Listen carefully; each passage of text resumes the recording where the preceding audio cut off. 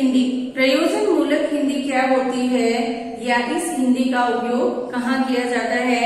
जैसा कि आपने अभी तक पोएट्री प्रोज में काव्य, कहानियां, निबंध, रचनाएं, नाटक इत्यादि चीजें सीखी हैं, उसके अलावा आपने ग्रामर में समानार्थी, विलोमी शब्द, उपसर्ग, प्रत्यय, मानक शब्द, संज्ञा, विशेषण, संधि और समास, तो इत्यादि चीजें आपने अभी तक सीखी हैं। तो ये आपके लिए एक न्यू टॉपिक है जिसका नाम है प्रयोजन मूलक हिंदी।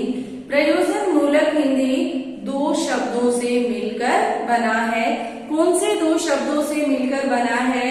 यह शब्द प्रयोजन शब्द जो है एक विशेषण है और मूलक जो है एक प्रत्यय है। तो प्रयोजन में मूलक जुड़कर प्रयोजन मूलक शब्द बना है।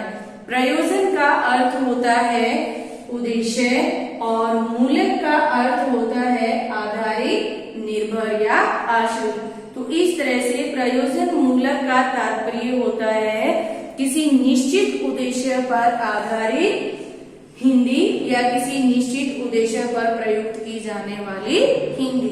तो इस तरह से प्रयोजन मूलक हिंदी के 3 आयाम होते हैं। दिए गए हैं विषय वस्तु का आयाम, मौखिक एवं लिखित आयाम तथा शैली का आयाम।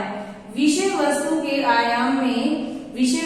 आयाम में यह ध्यान रखा जाता है कि जिस विषय के लिए प्रयोजन मूलक हिंदी का उपयोग हो रहा है वह तकनीकी है, अर्ध तकनीकी है या गैर तकनीकी है।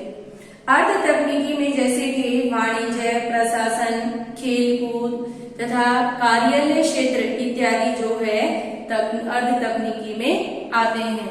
इसके अलावा विज्ञान, प्रौद्योगिकी, इंजीनियरिंग, चिकित्सा इत्यादि तकनीकी में आते हैं। नेक्स्ट दिया गया है लिखित एवं मौखिक आयाम। मौखिक एवं लिखित आयाम जैसा कि वैज्ञानिक, प्रौद्योगिकी, इंजीनियरिंग इत्यादि चीजें जो है लिखित भाषा में होती हैं, जबकि दूरदर्शन, आकाशवाणी लिखित भाषा का रूप मौखिक में हो जाता है।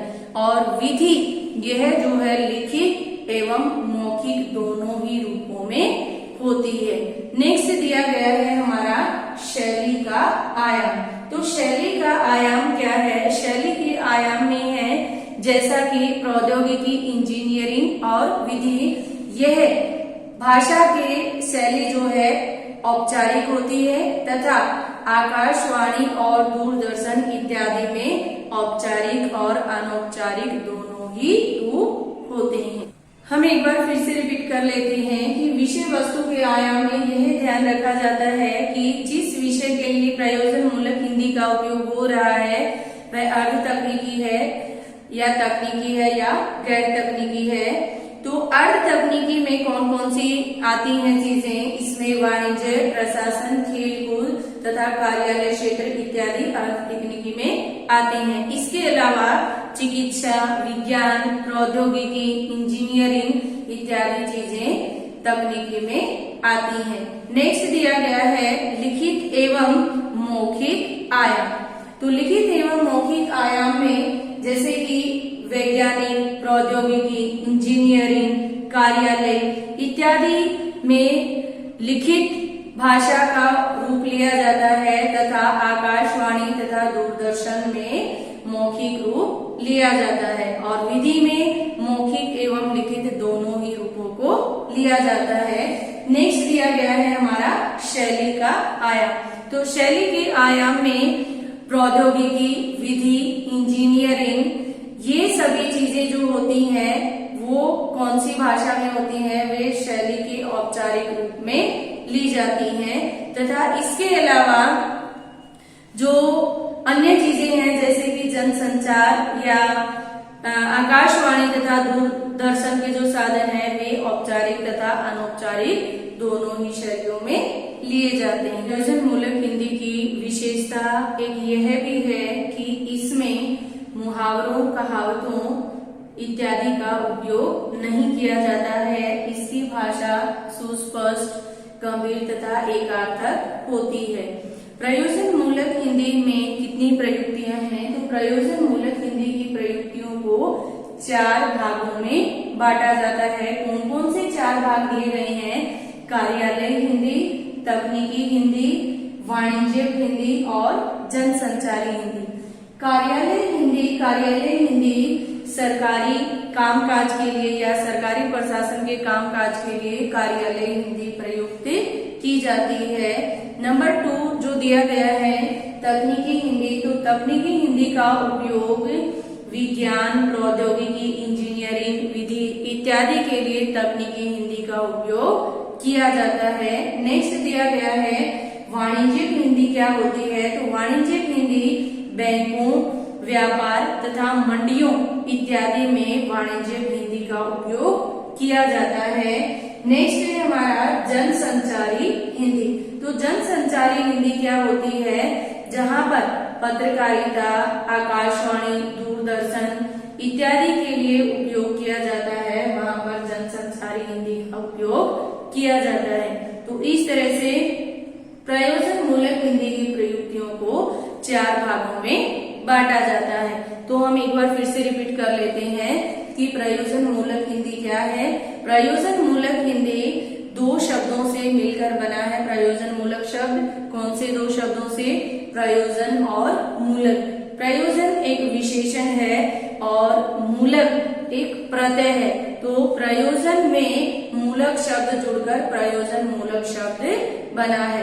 प्रयोजन का अर्थ होता है उद्देश्य और मूलक शब्द का अर्थ होता है आधारित, निर्भर या आश्रित। तो इस तरह से प्रयोजन मूलक शब्द का तात्पर्य क्या है? प्रयोजन मूलक शब्द का तात्पर्य है किसी निश्चित उद्देश्य पर आधारित हिंदी, यानी कि निश्चित उद्देश्य में प्रयुक्त होने वाली हिंदी। तो इस तरह से प्रयोजन मूलक हिंदी के 3 आयाम होते हैं। कौन कौन से 3 आयाम होते हैं? प्रयोजन मूलक हिंदी के 3 आयाम है विषय वस्तु का आयाम, लिखित एवं मौखिक आयाम और शैली का आयाम। तो विषय वस्तु के आयाम में यह ध्यान रखा जाता है कि कौन सी जो है तकनीकी भाषा है, कौन सी अर्ध तकनीकी है और कौन सी गैर तकनीकी होती है। तो इस तरह से चिकित्सा, विज्ञान, इंजीनियरिंग, प्रौद्योगिकी आदि में तकनीकी भाषा होती है तथा खेलकूद, कार्यालय क्षेत्र और अन्य जो चीजें होती हैं उनमें अर्ध तकनीकी का उपयोग किया जाता है। नेक्स्ट दिया गया है लिखित एवं मौखिक आयाम। तो लिखित एवं मौखिक आयाम जहां पर विधि, विज्ञान, प्रौद्योगिकी, इंजीनियरिंग आदि चीजें हैं, वहां पर लिखित भाषा का उपयोग किया जाता है तथा दूरदर्शन, आकाशवाणी इत्यादि चीजों में मौखिक भाषा का उपयोग किया जाता है और विधि में लिखित एवं मौखिक दोनों ही भाषाओं का उपयोग किया जाता है। इसके अलावा शैली का आयाम जो दिया गया है, शैली के आयाम में वैज्ञानिक, प्रौद्योगिकी, इंजीनियरिंग इत्यादि में शैली औपचारिक होती है तथा दूरदर्शन, आकाशवाणी में औपचारिक तथा अनौपचारिक दोनों ही तरह की होती है। अब जो है प्रयोजन मूलक हिंदी की क्या विशेषताएं थी कि प्रयोजन मूलक हिंदी की विशेषताओं में कहावतें, मुहावरों इत्यादि का कहीं पर कोई भी उपयोग नहीं किया जाता है। इसकी भाषा सुस्पष्ट होती है और एकार्थक ही होती है। प्रयोजन मूलक हिंदी की प्रयुक्तियों को 4 भागों में बांटा जाता है। कौन से 4 भागों में बांटा गया है? फर्स्ट दिया गया है कार्यालय हिंदी, सेकंड दिया गया है हमारा तकनीकी हिंदी, थर्ड दिया गया है वाणिज्यिक हिंदी और फोर्थ दिया गया है हमारा जनसंचारी हिंदी। तो कार्यालय हिंदी में जहां पर सरकारी प्रशासन के कामकाज के लिए जो हिंदी का उपयोग किया जाता है उसे कार्यालय हिंदी कहा जाता है। नेक्स्ट दिया गया है तकनीकी हिंदी, जहां पर वैज्ञानिक, प्रौद्योगिकी, इंजीनियरिंग इत्यादि चीजों के लिए जिस भाषा का उपयोग किया जाता है वहां पर तकनीकी हिंदी का उपयोग किया जाता है। नेक्स्ट दिया गया है हमारा वाणिज्यिक हिंदी। तो वाणिज्यिक हिंदी का उपयोग मंडियों में किया जाता है, व्यापार के लिए किया जाता है, बैंकों के लिए किया जाता है। तो जहाँ पर बैंकों, मंडियों और व्यापार के लिए जिस भाषा का उपयोग किया जाता है हिंदी में, उसे वाणिज्यिक हिंदी कहा जाता है।